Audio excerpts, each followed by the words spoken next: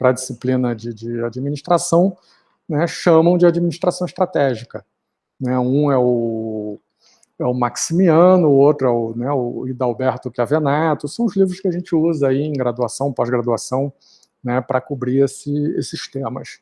Eles cobrem bem, de uma forma bem, assim, geral, uma publicação para administração geral, né, e tem, às vezes, um livro ou outro mais específico para essa área de estratégia e planejamento.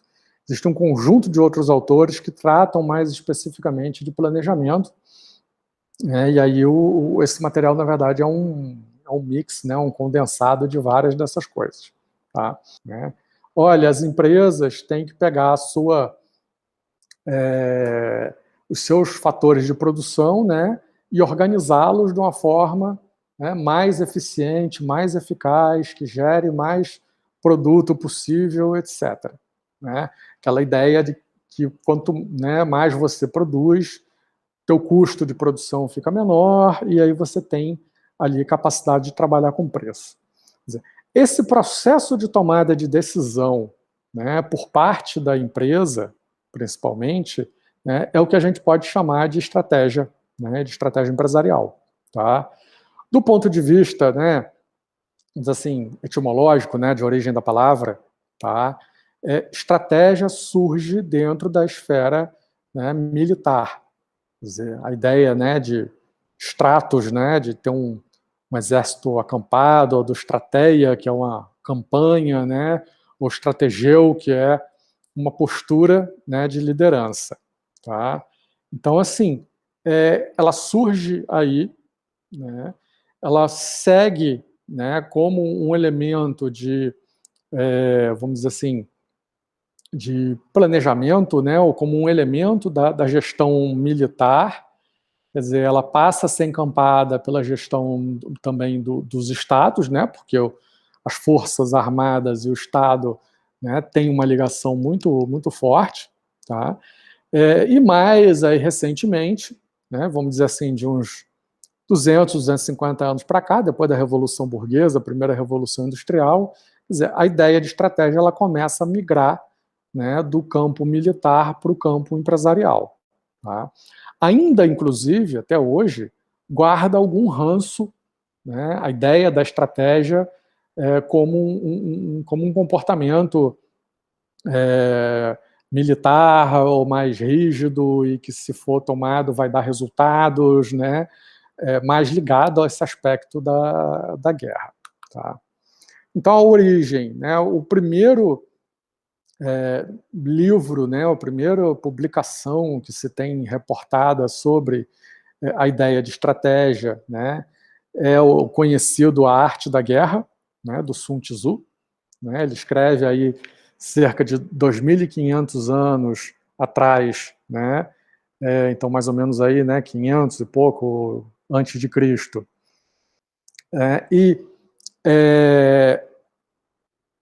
Obviamente, esse material, né, não era um livro publicado, né, era um conteúdo que sobreviveu, né, e que foi resgatado, né, e que volta e meia ele é reeditado, ele vem, né, ele entra na moda de novo.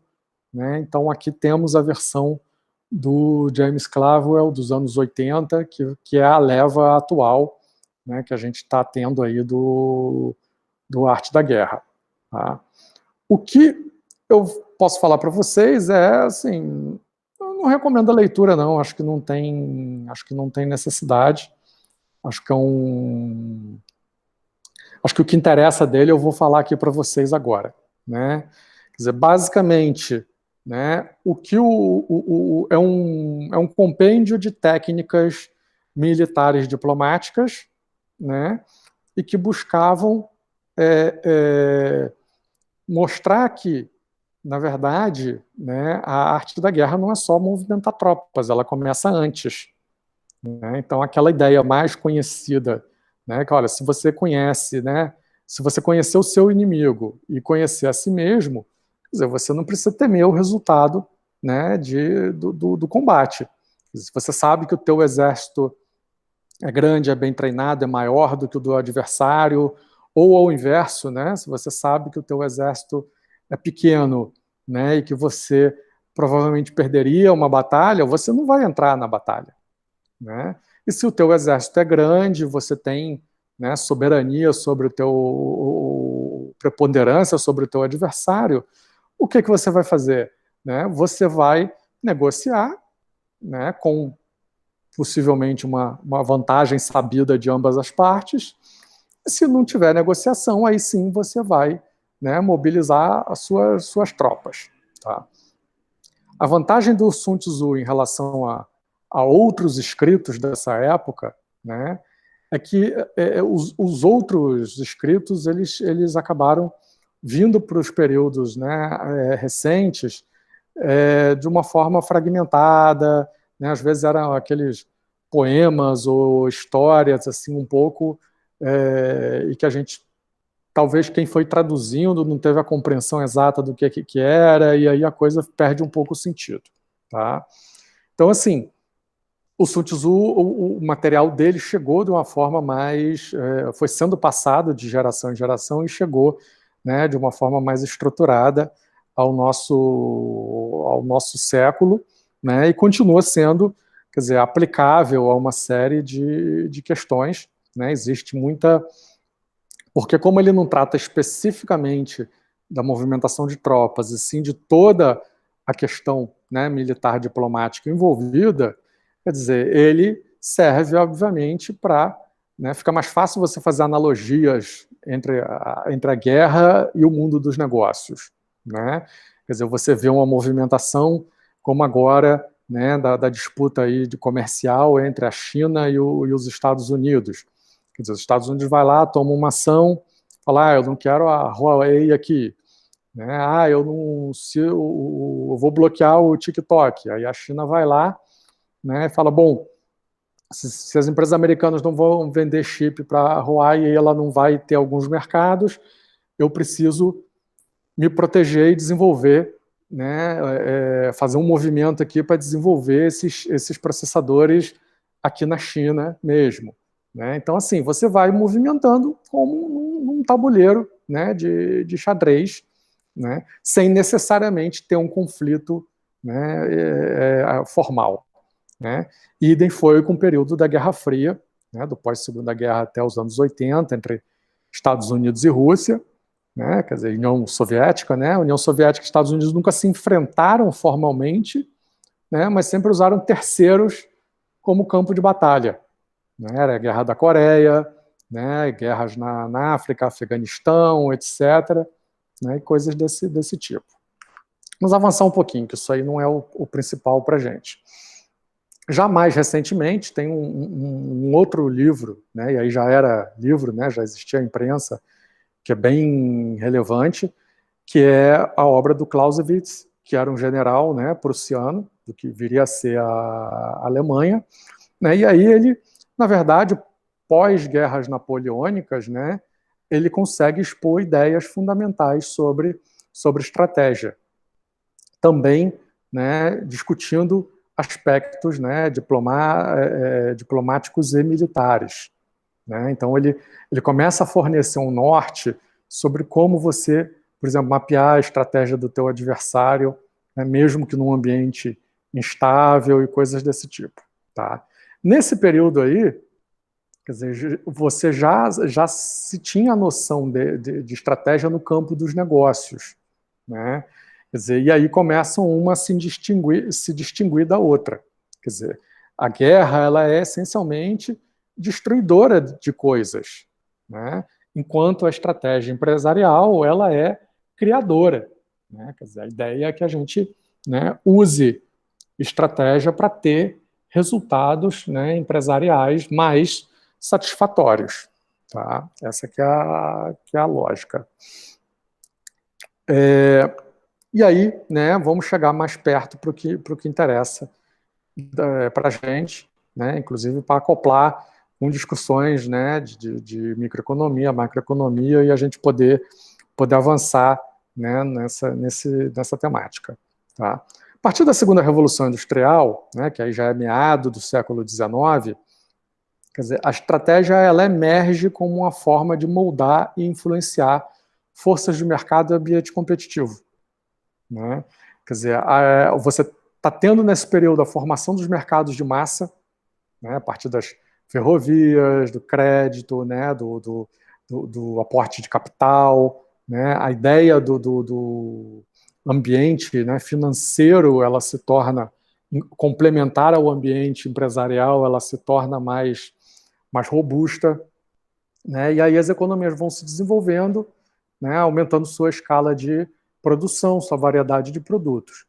Nesse período a gente tem também uma grande, né, uma aceleração do processo de inovação, com o surgimento aí de muitas tecnologias, né, a luz elétrica, o motor a combustão, antes o telégrafo, né, uma série dessas tecnologias, e principalmente no mercado, né, inglês, norte-americano e parte da Europa. Tá? Até é interessante, quem quiser olhar mais esse assunto, né, tem uma série que chama Gigantes da Indústria, que foi feita pelo History Channel. Ela era originalmente em 4 episódios, aí aqui no Brasil dividiram em 8, em torno de uns 40 minutos, que falam dos grandes magnatas desse período, né, do Rockefeller, do J.P. Morgan, né, e outros, o surgimento da indústria de petróleo, de siderurgia, né, de ferrovia, com as escalas, e financeira, né, dos bancos, com a escala que a gente conhece hoje. Tá? Obviamente, esse mercado em massa, né, ele não tinha as regulamentações que tem hoje, né? Então as empresas começaram a crescer, né, fazer aquela estratégia, olha, eu aumento minha escala, diminuo o custo, consigo diminuir meu preço, tornar meu produto mais acessível. Por outro lado, também algumas dessas estratégias levavam, né, à consolidação, à criação de oligopólios e até monopólios em alguns mercados, né? Porque uma empresa que introduzia a inovação ou o aumento de escala era mais competitiva e conseguia comprar outras, né? Ou fazia dumping, ou fazia, né, ou negociava com os bancos para deixarem a outra empresa sem crédito. Quer dizer, era um período de um capitalismo mais agressivo, né? Não que hoje não seja, mas certamente nesse período era muito agressivo, né? E aí você você começa a ter também, quer dizer, empresas, né, conforme elas crescem, elas vão comprando não só concorrentes, mas, né, outras empresas ao longo da cadeia e vão se verticalizando, né? Então tem uma série de questões que surgem aí nesse período, né, principalmente de 1865 a 1900, né, que geram a necessidade, né, de você ter uma percepção ou um planejamento, né, sobre o que é aquele negócio e em que direção ele está indo. Tá? Com a virada do século, esse processo ele continua. Né? Quer dizer, os aumentos de escalas, a introdução de inovações, inclusive no período da Primeira Guerra, é bastante significativo. Né? Por exemplo, a introdução da linha móvel de produção, que acontece na Ford, é de 1914. Né? E várias outras empresas, até em função do esforço, né, de guerra, acabam acelerando seus processos de aumentar a escala, introduzir inovação, buscar, né, fontes de matéria-prima, melhorar seus processos e N coisas. Tá? Isso leva, né, a um crescimento dessas organizações a uma escala assim, absolutamente colossal e ingerenciável. E aí começa a ser necessário, né, a gente olhar, né, às vezes uma empresa que está em vários negócios, quer dizer, ela precisa ter uma diretriz geral, né, e uma diretriz específica para cada um dos seus negócios. Quer dizer, a ideia da conglomeração, da holding, né, dos executivos. Quer dizer, esse período é o período que nasce, né, duas ciências aí que são importantes para a gente, para essa discussão, né, que uma é a engenharia de produção, com, né, todo o processo aí da administração científica, do Taylor, do Ford, etc., né? E, do outro lado, quer dizer, na verdade, pensar layout produtivo, né, melhorar o chão de fábrica, né, a parte de projeto de produto também, etc. E, do outro lado, né, é onde surge também a ciência da administração. A ideia de supervisão dos operadores, a ideia de um planejamento separado da execução, né, quer dizer, e essa ideia dos conglomerados. E aí alguns nomes aqui, né, são importantes para a gente. Quer dizer, o Ford, o Taylor e o Fayol nessa questão da melhoria do processo produtivo, né? Questão do mapeamento de tempos e movimentos, né? Pensar a forma do trabalho, padronização de produto, padronização de ferramenta, de componentes, né? Uma série de questões. Depois, a Ford ela continua sendo líder nessa ideia, né? E lança essa ideia de você se comparar, fazer né, o que a gente chama hoje de um benchmarking em relação aos concorrentes. Por quê? Porque ela adotou uma postura na indústria e que ela ficou isolada, né? E nesse período, dos anos 10 aos anos 30, o segmento de produção de veículos era extremamente fragmentado, né? O Alfred Sloan, que é o pai da GM, né, é o executivo que monta a General Motors, é uma outra pessoa importantíssima nesse processo, né? Falo que ele é tão importante que a escola de negócios do MIT tem o nome dele, né? Sloan School of Business. Apesar da gente ouvir muito mais falar do Ford, né, do que dele aqui no Brasil, mas são igualmente importantes. E outros autores, como o Chester Barnard, que tem uma contribuição para a área de administração, falando, né, do papel das pessoas, etc., né, das questões organizacionais, e isso se reflete também na questão da estratégia. Porque se você está pensando só melhoria de produto e de processo, quer dizer, a gestão empresarial se limita a isso, né? Não tem as funções de, né, marketing, comercialização. Não, você fabrica o produto o melhor possível, ele quase se vende sozinho, né? Essa ideia dessa mão invisível dos gerentes que está lá, quer dizer, o gerente, eu falo assim, é igual o dono do botequim, ele abre, levanta a porta, acende a luz, limpa o balcão e vai vendendo a cerveja que está gelada, né? Ele não precisa ter muita estratégia. Quando você olha que a organização, né, é muito mais do que isso, são pessoas, né? Você ali cria-se uma cultura organizacional, quer dizer, você tem influência do ambiente externo, a empresa não está isolada do mundo, né? Quer dizer, você tem tanto influência do mercado, né, em que você está inserido, quanto, vamos dizer assim, de um mercado mais amplo, né, de questões macroeconômicas, e aí isso fica mais complexo, né? Então essa ideia de teoria das organizações, né, ela surge daí e permite que a ideia de estratégia avance também. Então, avançando um pouquinho mais, quer dizer, depois na Segunda Guerra, né, você tem o desenvolvimento de uma série de ferramentas e que depois acabam sendo incorporadas, né, no campo da estratégia. Quer dizer, a ideia, por exemplo, né, de programação linear para você lidar com alocação de recursos escassos. Quer dizer, eu tenho uma linha de produção, eu preciso lá, né, produzir peças para aviões, para tanques, né, armamento, etc.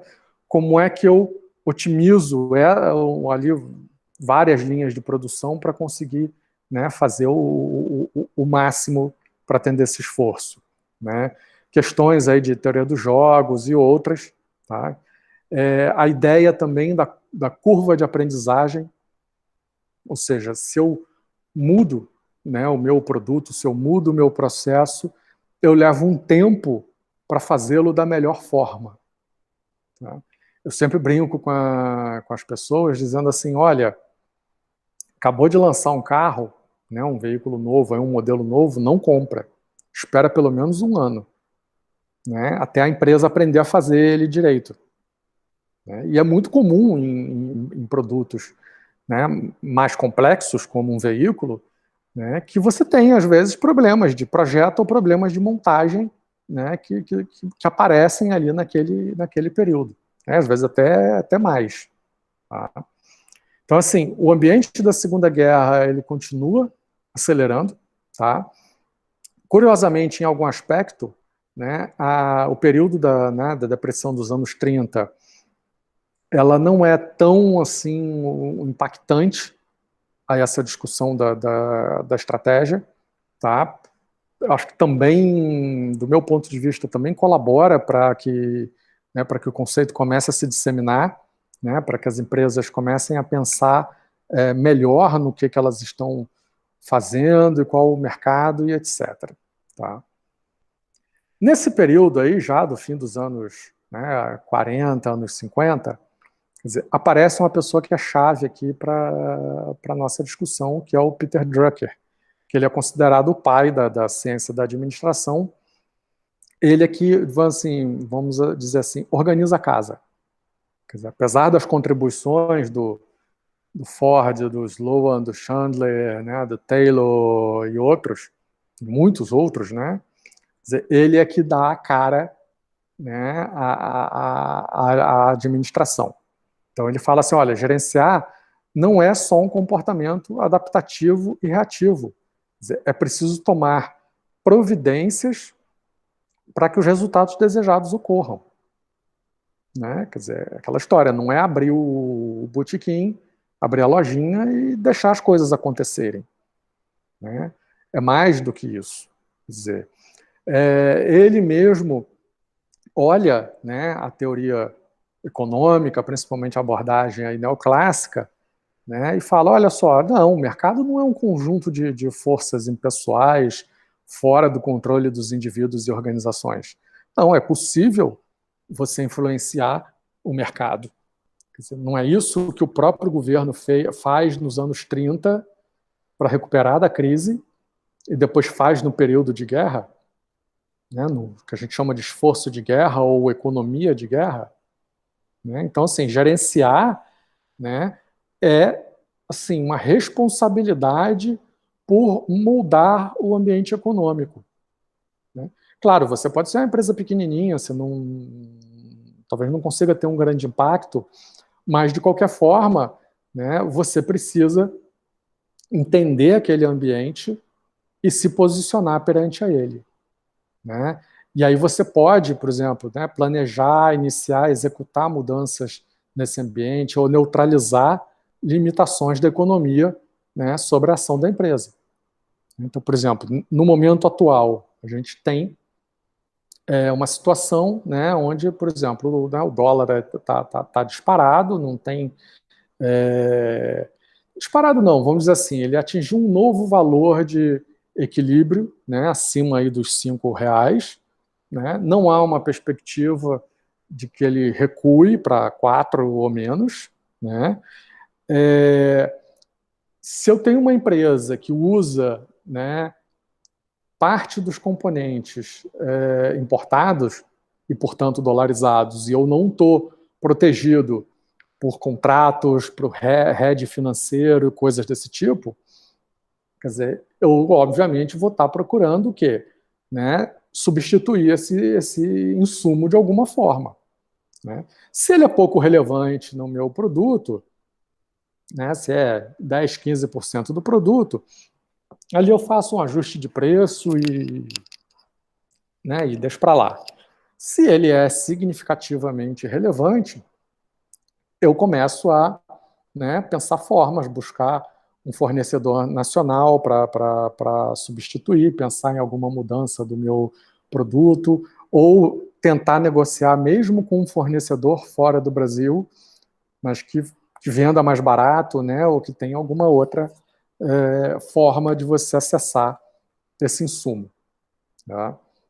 Então, quer dizer, o planejamento e principalmente o planejamento formal, quer dizer, é a ideia de você exercer algum controle positivo sobre as forças de mercado. Tá?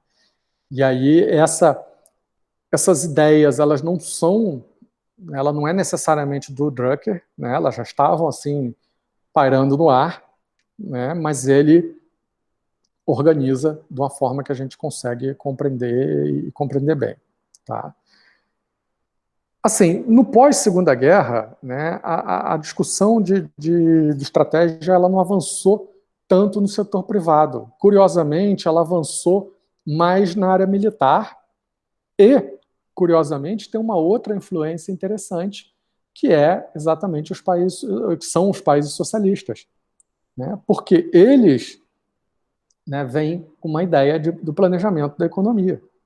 Então você tem aí, né, já tinha, né, no pós-Segunda Guerra uma experiência bastante significativa de planejamento da, né, extinta União Soviética, tá? E aí no pós, logo, né, em 49, tem a Revolução na China, quer dizer, então você na década de 50, você tem, né,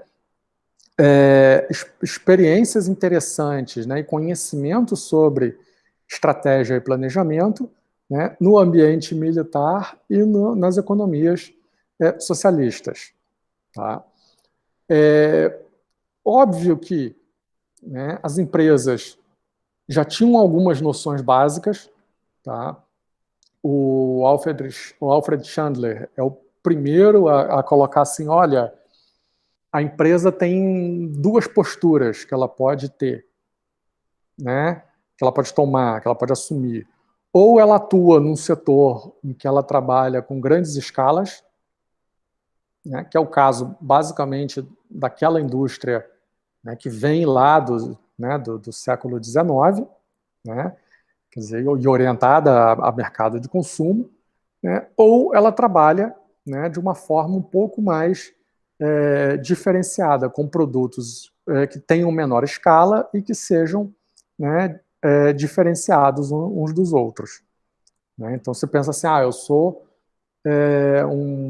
uma empresa farmacêutica, quer dizer, eu tenho algumas linhas de produtos, né? O remédio comprimido para dor de cabeça, que eu produzo em grande escala, né? E eu tenho, né, talvez um outro portfólio aonde eu tenho alguns produtos que eu produzo poucas quantidades que não são relacionadas a doenças que têm uma grande incidência. Uma outra visão disso, né, da própria indústria automobilística. Quer dizer, você tem empresa como a Ford, que entre, né, 1908 e 1928 produziu o mesmo veículo, né? O veículo foi melhorando, foi tendo incrementos, mas ela produzia um único modelo nesse período, que era o Ford T, né?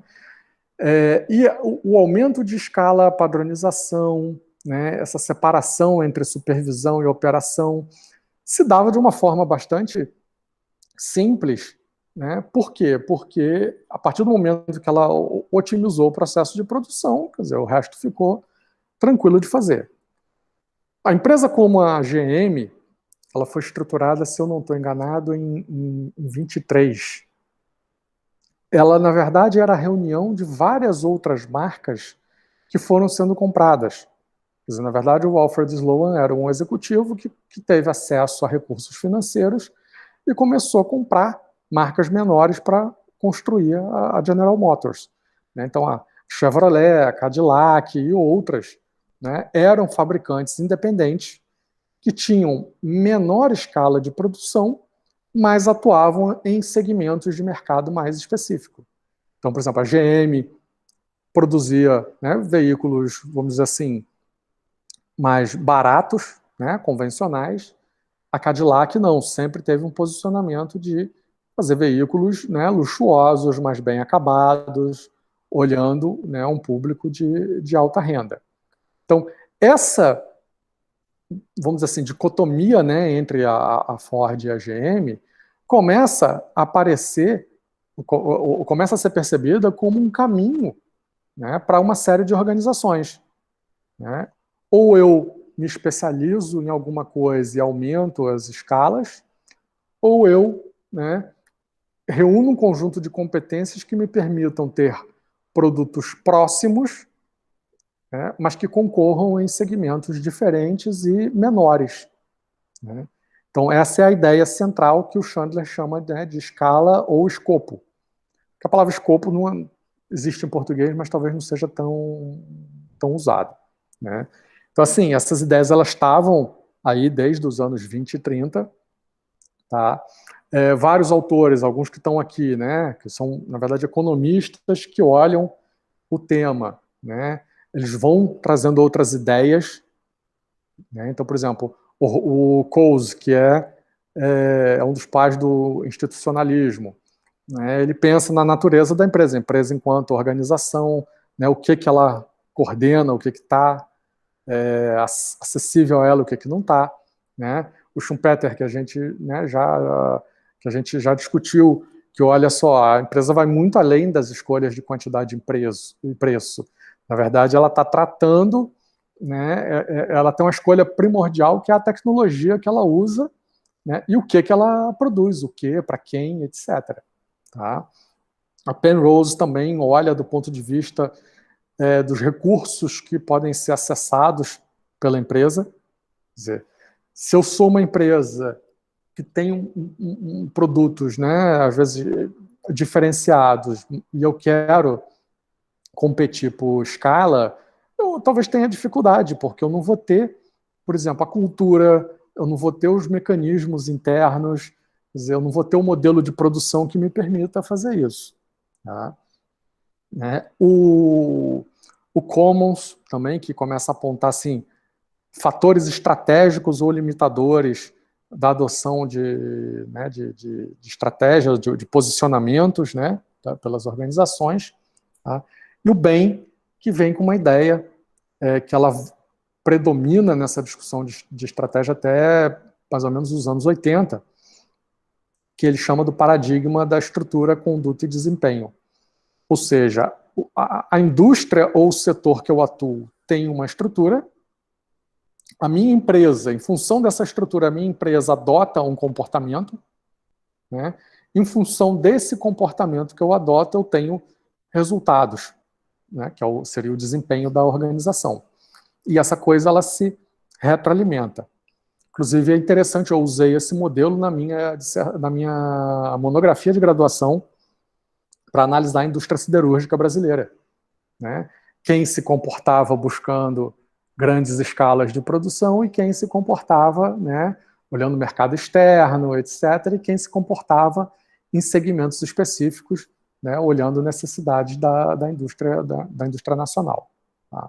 Então, são uma série de contribuições que vão permitindo que a gente construa uma percepção, né, do que vem a ser estratégia. Tá? Óbvio que aí começa, né, como eu comentei, a ciência da administração, ela é recente, ela está se estruturando, né? Então você começa a ter as primeiras escolas de negócio, né? Quer dizer, e aí você começa a ter a organização dos conteúdos e das disciplinas, né? De se entender o que faz parte dessa ciência da administração e o que não faz, né? Tanto que você vê que a disciplina, né, não se chamava estratégia, na década de 50 chamava-se política de negócios. Né? Quer dizer, a ideia de você analisar condições competitivas de uma empresa, né, dentro do contexto em que ela atua. Né? Quer dizer, entender quem são os concorrentes, qual é o tamanho daquela indústria, quantos produtos são, né, vendidos, comprados, etc., quem são ali fornecedores, quer dizer, entender se é uma indústria fácil ou difícil de outros atores entrarem, entender quem é quem é o consumidor menos. O consumidor ele aparece um pouquinho mais à frente. Né? Nesse período inicial, né, ainda tinha-se muito uma percepção ligada a olhar realmente para dentro da empresa. Tá? O Andrews, que é um dos pioneiros do planejamento estratégico, professor lá da Harvard Business School, ele olha assim, quer dizer, ele tem algumas ideias ou conceitos relevantes. Ele fala assim, olha, toda empresa e suas subunidades, até chegar ao indivíduo, né, deve ter um conjunto definido, né, claramente, de finalidades e metas, que o mantenha numa direção escolhida, né, e que impeça, né, que ele se perca, que ele se desvie para fora daquele rumo planejado. Tá? Tanto que até hoje, quando a gente olha pega um livro de estratégia, assim, tem sempre uma figura assim, a ir do ponto A a um ponto B. Aí tem várias curvas, né? E tem assim, uma reta. Né? E a gente sempre fala que o planejamento estratégico é escolher o caminho, né, mais curto e viável para você ir do ponto A ao ponto B, sem esses desvios. Tá? E que, assim, a estratégia ela trata da relação entre a natureza do empreendimento, né, quer dizer, a sua implementação e a revisão, né, de metas. Tá? Então, quer dizer, a ideia de você ter objetivos claros, de você ter metas numéricas, né, de você destrinchar isso em atividades, depois fazer toda a execução e o acompanhamento disso, quer dizer, são ideias que elas, em algum aspecto, elas já são até feitas nesse período, ainda de uma forma muito, talvez, rudimentar ou não organizada, mas começa a ganhar um corpo mais estruturado. Tá? Estratégia no mundo dos negócios. Né? A gente já bota logo a capa da Business Week, né, com o Drucker. O Chandler, quer dizer, nos anos 30, dá os primeiros inputs, o Drucker a partir dos 50, né, e ela ganha cara mesmo com o Igor Ansoff a partir dos anos 60, e tem uma difusão violenta nos anos 70. Quer dizer, a ideia não é só desenhar uma estratégia, definir, escolher uma estratégia, né, ou construir uma estratégia. A ideia é você fazer todo um processo, né, que passou a ser denominado de planejamento estratégico, como uma função gerencial da organização. Né? Você realmente tem um boom do fim dos anos 60 até meado dos anos 80, você tem uma moda do planejamento estratégico, surgem uma série de empresas especializadas, consultorias, cursos, toda empresa que se prezava, né, tinha uma gerência, uma diretoria de planejamento estratégico, né, e isso gerou também uma bibliografia enorme, né, que tá disponível aí. A partir do meado dos anos 80, tem uma certa descrença em relação ao planejamento. Surgem uma série de críticas, né? E aí a palavra planejamento cai e fica só a ideia de estratégia. Né? E dos anos 90 para cá, a ideia é que a estratégia não é algo que não é uma função que tem lá um departamento que deve executar. Na verdade, ela é, né, uma função que toda a organização deve executar, né, deve planejar, executar e acompanhar, né, acompanhar, avaliar, tá? Que deve começar pela alta gestão, mas que precisa perpassar toda a organização. Ou seja, a ideia de estratégia ela foi, né, amadurecendo ao longo do tempo. Né? Quer dizer, a gente aí já nos anos 90 já tem informatização, então os sistemas de informação gerenciais eles passam, né, a fazer, né, a proporcionar informação sobre a execução da estratégia, né? Num primeiro momento muito focado na parte financeira, né? Na parte de produção financeira, né? Daí os conceitos, né, que vêm das finanças, de taxa interna de retorno, né, de custo de capital, do EBITDA, né, e outras medidas. Tá? Depois tem uma nova rodada de amadurecimento nessa linha. Esse processo de amadurecimento também ele se dá muito por conta também da aceleração, né, do aumento das escalas e da aceleração do processo de inovação, de acesso a mercados com a globalização. Né? Então, as empresas elas precisam ter mais suporte para orientar suas ações, né, proteger a sua posição no mercado e buscar crescimento. Tá? Então, esse é um pouquinho assim da história, né, de como a estratégia veio parar no campo dos negócios e se tornar central, né, para a discussão desse mundo, né, do ambiente dos negócios. Então, nos últimos anos, quer dizer, essa questão de viver, né, a questão... Aqui o problema, né, eu não sei se é um problema, não, ele não é negativo, mas é definir realmente como que é a estratégia das organizações. Os conceitos, eles também vão amadurecendo. Quer dizer, essa ideia de você, às vezes, ter um planejamento preliminar, às vezes que não conta com um levantamento do ambiente externo tão bem feito, né, e que acaba não gerando resultados, né, você começa a ver que esse modelo que é proposto, que é trazido pelo planejamento estratégico convencional, ele não é suficiente, né? Algumas indústrias têm dinâmicas muito rápidas, né? Então, por exemplo, a indústria de software. A ideia de você fazer um planejamento cada 5 anos, né, para uma empresa de software, ela é totalmente sem sentido, né? Quer dizer, você faz planejamentos anuais, às vezes até, né, no meio do período ali você precisa mudar alguma coisa daquela empresa, às vezes o foco, o mercado, até o produto, e você precisa refazer o planejamento. Então, aquela maneira engessada, né, com a qual era feita lá nos anos 60, 70 e vem até os 80, começa a ser muito criticada, né? E aí você começa a ter que buscar outras formas, né, de pensar o planejamento. O que é curioso é que você formular uma estratégia é uma ação totalmente abstrata. Quer dizer, ela não gera nenhuma ação ou resultado imediato.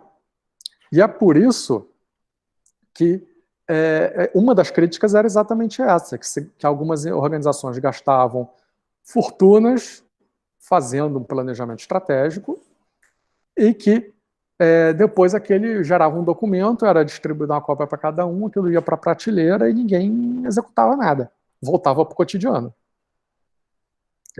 Depois também, às vezes, você contratava uma consultoria para conduzir o processo, quer dizer, aí você tinha problemas, às vezes, culturais dentro da empresa em relação à consultoria. Quer dizer, a consultoria fazia o trabalho dela, entregava um documento, mas aquele documento não era real, né?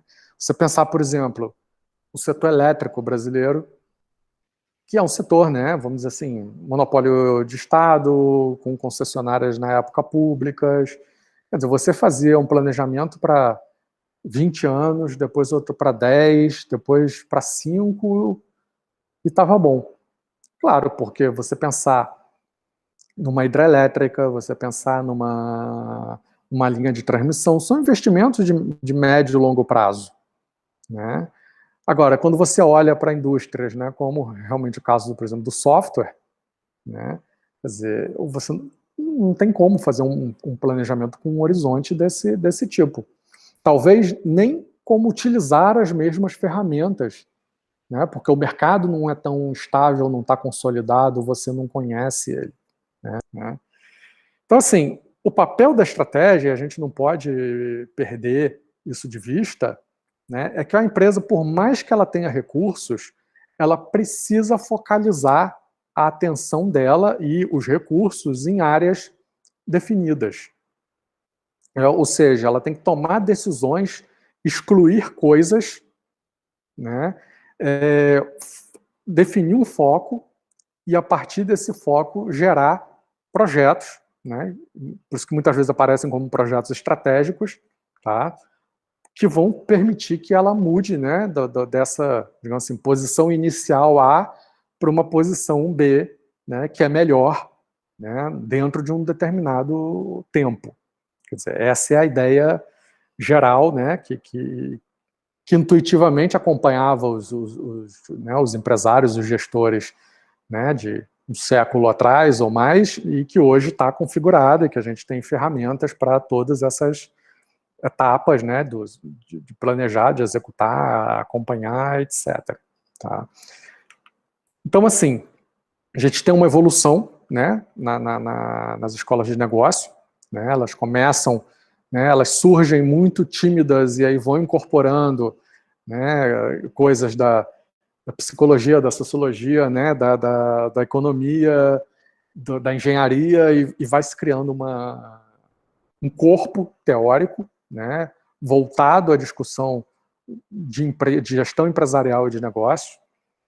Nos anos 60, surge essa ideia, né, primeiro, você analisar competências e deficiências da organização, né, forças e fraquezas, que a gente chama hoje, né. A ideia também de você olhar para fora o ambiente e buscar oportunidades ou entender as ameaças que aquele ambiente traz, né, para o negócio da empresa. Tá?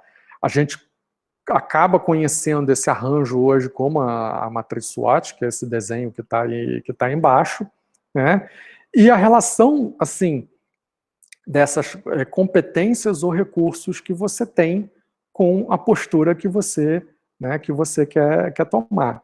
Então, por exemplo, poxa, eu sou uma empresa que tem, né, pontos fracos, uma série de deficiências. Eu tenho um produto antigo, eu não tenho verba para marketing, eu estou num mercado super concorrido, né, qualquer um pode entrar e fazer um produto mais ou menos parecido com o meu, né? Eu tenho, sei lá, uma fábrica que é antiga e que não tem a melhor estrutura de custos. Quer dizer, você nitidamente está num perfil de sobrevivência.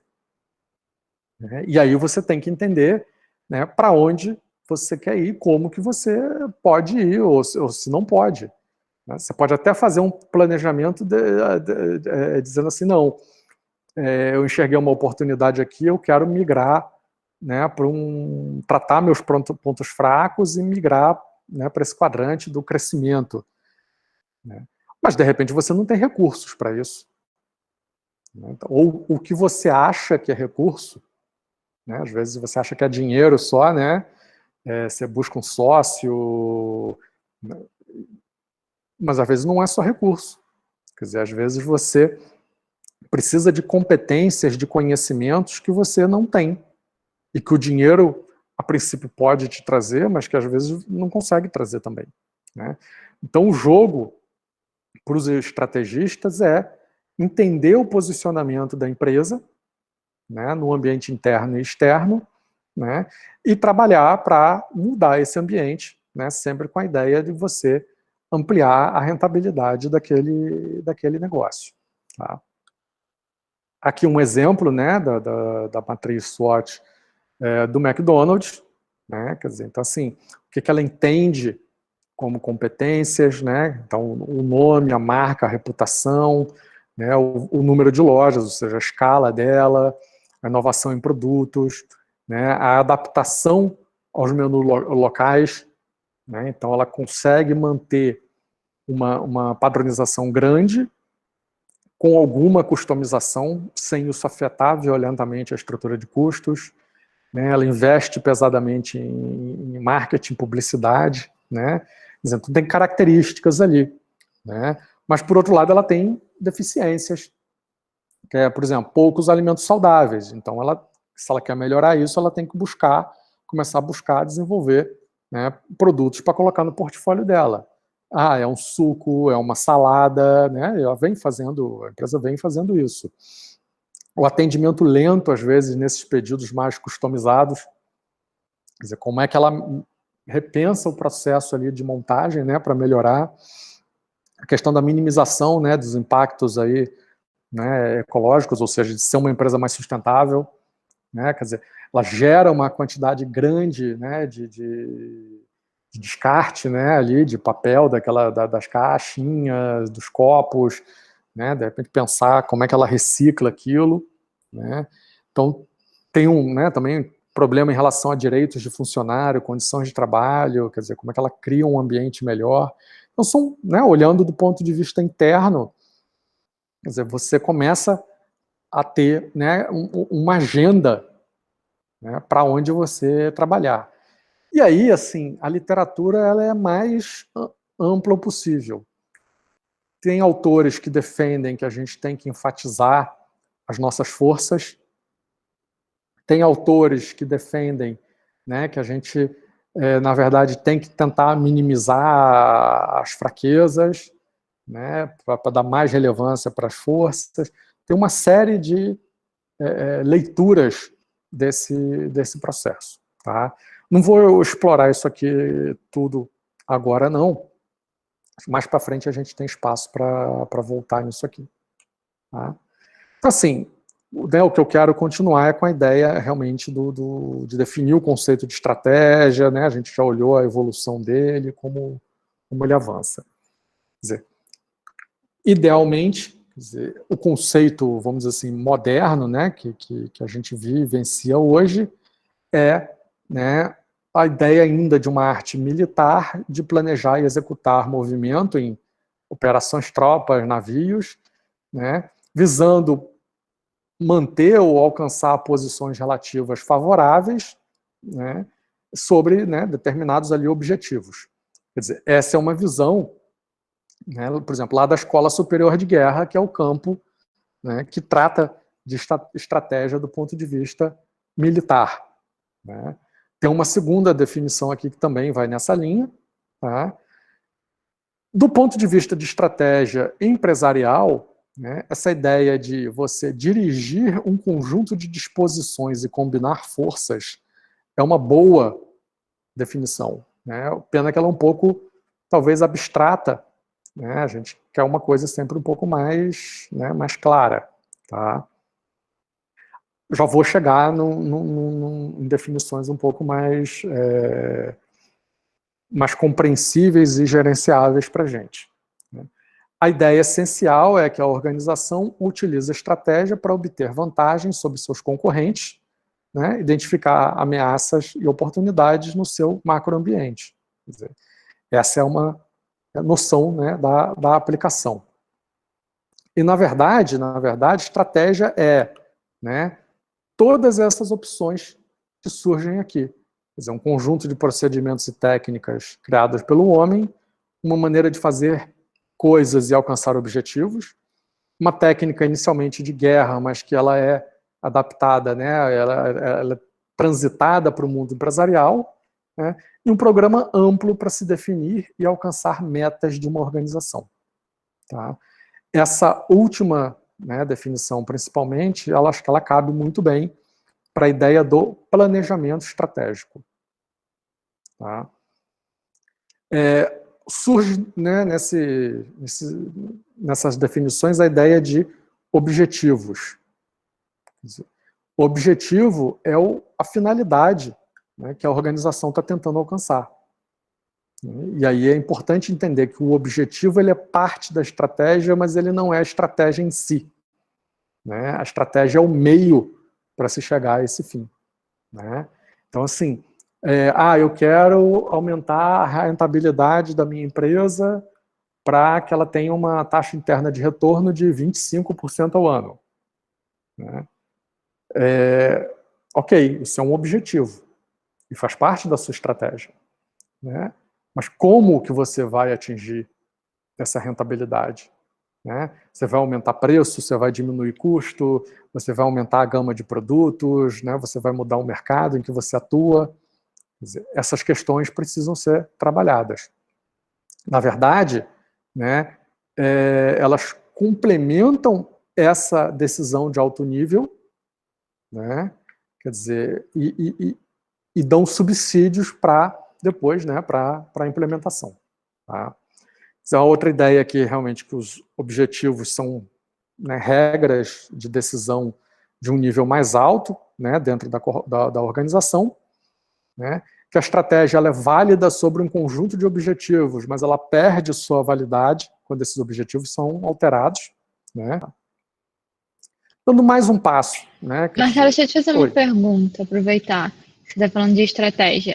Na aula passada, você estava falando da diferença de eficiência de empresa não, de país, considerando a produtividade aqui em outros países. Num dos seus textos que está naquele mandatory reading, fala que dos principais problemas de enfrentamento da eficiência do Brasil comparado aos outros países é a empresa em si, né? A Sim. empresa, ela não é tão eficiente quanto uma empresa lá, por exemplo, no mesmo setor.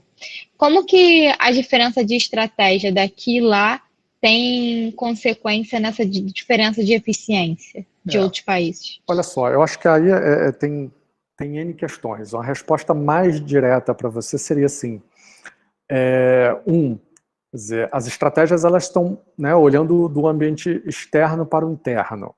Quer dizer, as estratégias elas estão muito relacionadas ao ambiente de negócios no qual a empresa está inserida. Quer dizer, o ambiente de negócios dos países mais desenvolvidos e que tem maior produtividade é um ambiente muito mais amigável a se fazer negócios, né, e a se ganhar dinheiro, do que o ambiente daqui. Esse é um aspecto. Mas tem outros aspectos, por exemplo, questões, talvez, por exemplo, regulação é um aspecto que leva as empresas a terem estratégias diferentes e que tenham níveis de eficiência diferentes. Tá? Regulação, barreiras comerciais, uma série de outras coisas. Uma terceira coisa, aí já olhando do ponto de vista interno, né? A questão de competências acumuladas e capacidade de inovação. Então, por exemplo, quer dizer, você olha uma empresa que investe, sei lá, 3, 4, 5% do faturamento bruto em pesquisa e desenvolvimento, né, ela vai ter um conjunto de competências que uma empresa que investe 1% não vai ter, não tem. Né? Por mais que essa empresa queira adotar, essa empresa que investe menos, queira adotar uma estratégia similar à da outra que investe mais, né, ela não vai conseguir executar. Tá? Quer dizer, então assim, dei alguns exemplos, não sei se te Não vai conseguir respondi. executar em curto prazo, né? Mas em longo prazo ela poderia se Talvez, equiparar, talvez. poderia se equiparar, talvez. Quer dizer, ela vai ter que buscar formas de lidar com essa fraqueza. Então, por exemplo, ela não investe tanto em tecnologia, né, internamente, em desenvolver tecnologia, ok, ela vai, de repente, comprar, licenciar, né?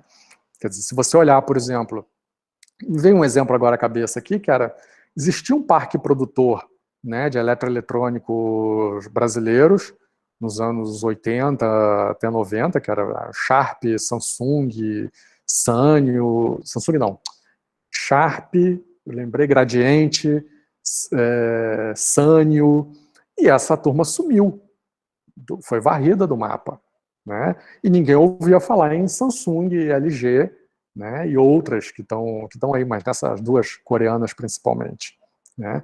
Quer dizer, isso está relacionado a uma série de questões.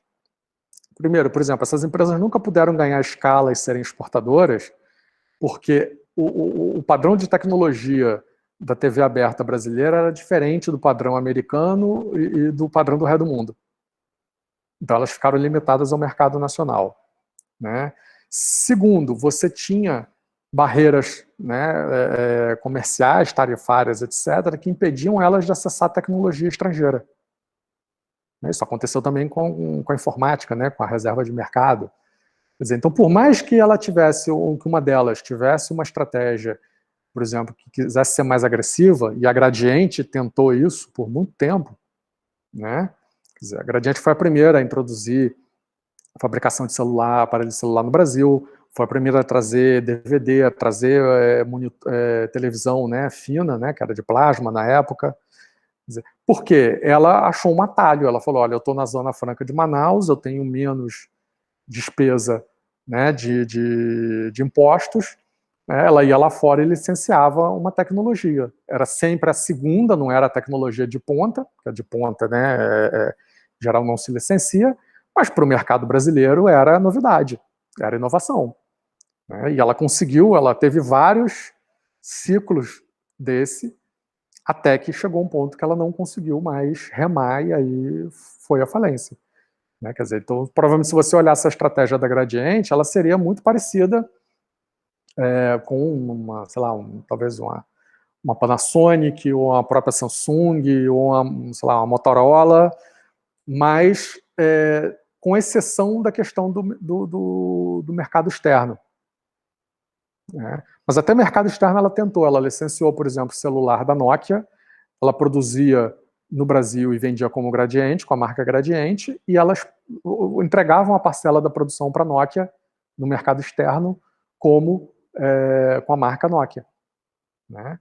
Mas aí você tem limitações do ambiente, né, que não permite você pensar em adotar o mesmo tipo de estratégia, né? Eu até comentei que, por exemplo, por questões, né, por exemplo, sei lá, taxa de juros, diferença de taxa de juros num país no outro, volatilidade de câmbio, né, tem uma série de questões aí que te limitam, né, ou que não permitem que determinados negócios ou modelos de negócio floresçam, e que, da mesma forma, não permite que determinadas estratégias sejam adotadas, né? Então, assim, quer dizer, acho que te respondi, né? Acho que ataquei um pouquinho o assunto. Então, assim, a ideia da gente, né, ter uma estratégia, ela passa pela formulação, né? Quer dizer, a ideia de formulação, a gente tem uma percepção, né, quando fala planejamento, de uma coisa muito, muito rígida. E assim, na verdade, é que quando você trabalha cenários para fazer um planejamento, é muito difícil você enumerar todas as possibilidades, né? É igual alguns contratos, às vezes, que são enormes, porque o advogado tentou ali, né, pensar em todas as possibilidades que poderiam acontecer, mas às vezes uma coisa ou outra escapa, né? Então, assim, até por isso tem aquela cláusula lá, olha, o que não tiver previsto nesse contrato pode ser resolvido entre as partes ou tem que ir para o fórum tal, né? A gente busca coletar o máximo de informações para formular a estratégia, mas de qualquer forma existe um grau de incompletude e de incerteza, né, sobre as alternativas que você pode escolher, tá? Certamente, né, uma pandemia como a Covid é uma dessas coisas, tá? Hoje, inclusive, na área de finanças comportamentais, tem uma literatura para isso. O pessoal usa para mercado financeiro, etc., mas cabe aqui, que é a questão, né, chama-se o cisne negro, que é um evento que acontece que você não tinha capacidade de prevê-lo, né? Como foi, por exemplo, também lá o tsunami lá na Indonésia, né? Já tem, acho que uns 15 anos, né? Quer dizer, a pandemia, inclusive, né? Tem filmes, tem séries, tinha gente alertando sobre essa possibilidade, né?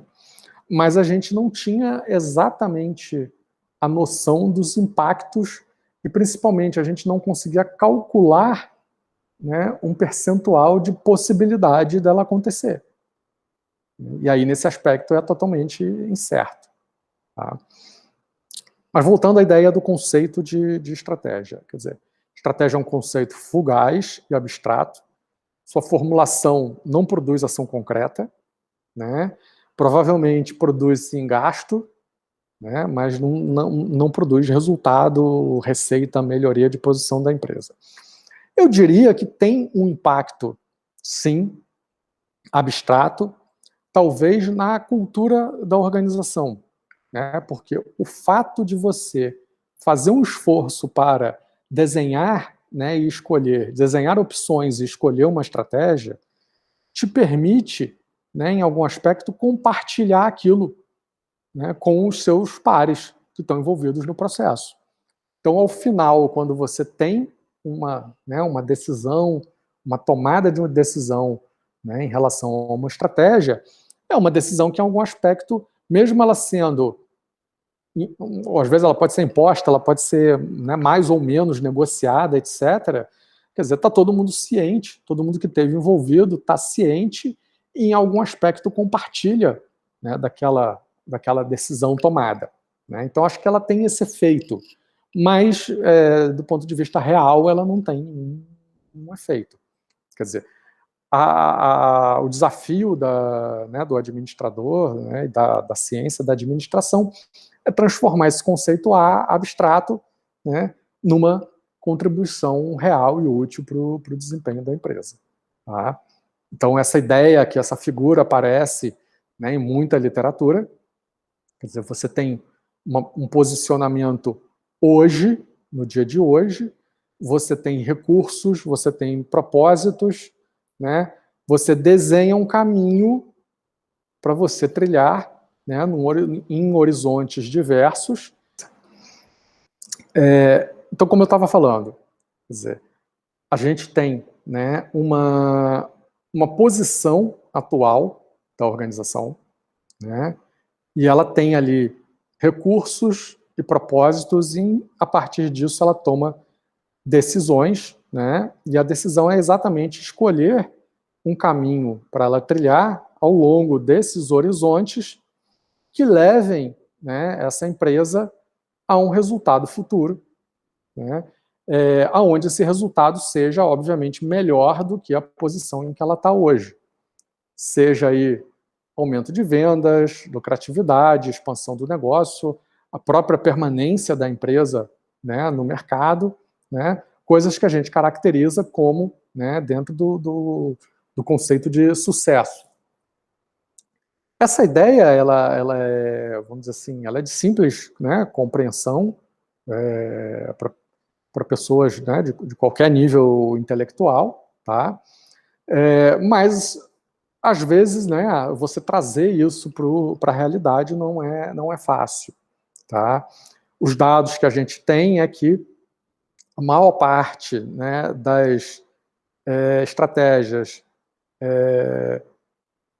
não são executadas, né, das estratégias formuladas não são executadas da forma adequada, tá? E você tem, né, muito problema de não atingimento, né, dos resultados requeridos. Seja, né, por um lado, por um planejamento que foi, vamos dizer assim, não vou dizer excessivo ou foi mal feito, né, no sentido que, por exemplo, trabalhou com um cenário muito otimista para a economia, né, ou trabalhou com uma percepção de mercado muito otimista, né, ou, por outro lado, né, o planejamento pode estar ok, mas a execução é mal feita. Tá? E isso tem muito a ver também com as culturas. Né? Então, por exemplo, a gente tem, se você olhar a cultura norte-americana, né, eles têm uma cultura, uma lógica de planejar as coisas muito, muito bem, muito detalhadamente, fazerem bons diagnósticos, fazer um planejamento assim, impecável. Tá? A execução deles não é tão boa, né, mas eles seguem, né, a lógica que era usada lá no Fordismo, né, que é dividir as atividades excessivamente e aí colocar qualquer, né, assim, idiota, né, para fazer aquela atividade. Então, mesmo a execução não sendo nada brilhante, né, sendo feijão com arroz, eles conseguem ter bons resultados e, principalmente, ter bons controles sobre essa execução, né, e esse planejamento. Tá? E é por isso que a gente vê muito assim, os resultados das empresas americanas. Claro, tem fracasso, tem problema, ok, mas existe uma cultura geral, né, que é bem eficiente. Aqui no Brasil, se a gente olhar, né, a gente não diz que tem, mas a gente tem uma cultura muito imediatista. Então a gente tem alguma dificuldade, a gente até é bom em fazer diagnóstico, né, mas a gente tem uma dificuldade horrorosa em planejar as coisas, e aí a gente sai fazendo. Né?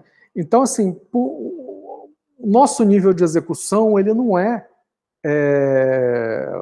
melhor ou pior do que em outros países.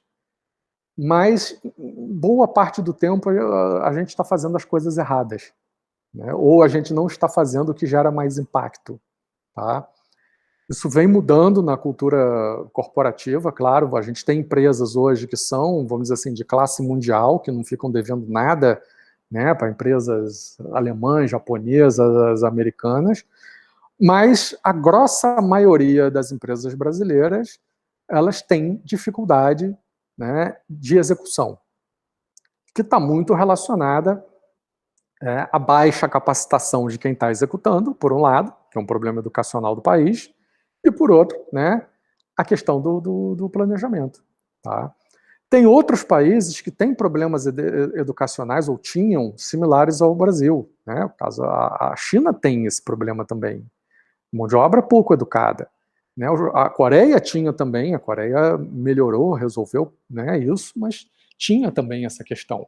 Só que lá você tem outros aspectos culturais, como a disciplina, né, que a gente não tem. Né? Nós temos uma cultura que ela em algum aspecto, né, ela é maravilhosa para a música, para as artes, etc. Ela é também fantástica quando você precisa unir a criatividade a negócios, né? Mas ela é um pouco complicada quando você olha algumas esferas, né? Algumas esferas industriais ou de negócios mesmo, né? E até em outras atividades. Né? Então a gente tem que, né, entender, quer dizer, essa ideia da estratégia, novamente, enquanto subjetivo, etc., né? Entender o processo né, que planejar é escolher um caminho para chegar lá, né? Mas entender que na implementação existem aspectos, vou dizer assim, culturais ou organizacionais que tornam essa figura que aparentemente é simples, né, tornam ela uma coisa bem mais complexa. Tá?